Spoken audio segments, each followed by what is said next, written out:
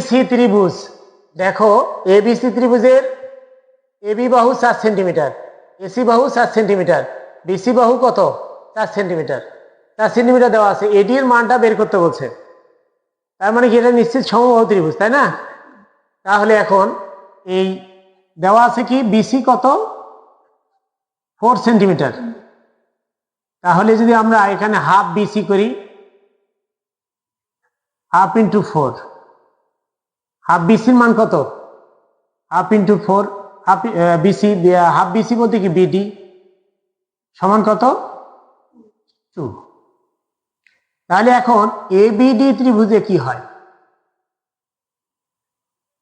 হতে পাই, ত্রিভুজ ক্ষেত্রে এবিডি হতে কি পাচ্ছি, অতিভুজ square AB square equal AD square plus কি বিডি স্কয়ার, বা AD square equal AB square minus কি বিডি স্কয়ার, বা AD equal root over AB square minus BD square.